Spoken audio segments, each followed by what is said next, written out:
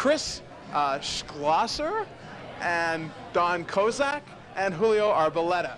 Unfortunately, Jim Senft is not in this crowd, but I'm sure that he's going to be around in some capacity as he's a very competent person.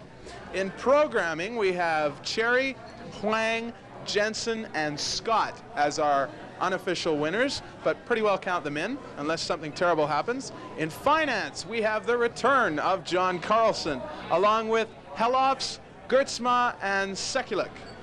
In academic, we have Mr. Facey, Stuart McPhail, Brent Clute, and Tim Wild. So there are your commissioners, some exciting things happening. And geez, do I wish I could relate to you some other statistics that have happened with the commissioners over the past few years, but what can you do, hey?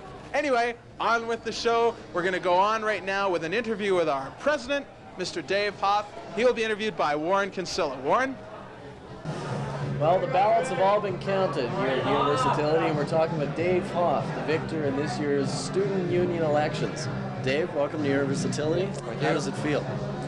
Well, it feels not too bad, but I've been on the other side of the ballot before, so I know how it feels, so I'm not getting too wildly excited about it. Were you expecting to win? I knew I ran a good campaign, a lot better than last year, and I expected to do a lot better than last year. I didn't know if I would do better than other candidates, so I really couldn't say. I knew it was going to be close, but I didn't know if I was going to win or not. I'd planned for either alternative. So you had a big party tonight. Your hair's all wet. Yeah, the resident students hit me with a lot of beer before I came over here, and then I got the champagne treatment in the Black Lounge here, so looks a little bit blue to the wet head tonight. So what is the first thing you plan to do when you get into office? Well, besides hanging the shingle up on the door. Probably call home and talk to my dad. Where's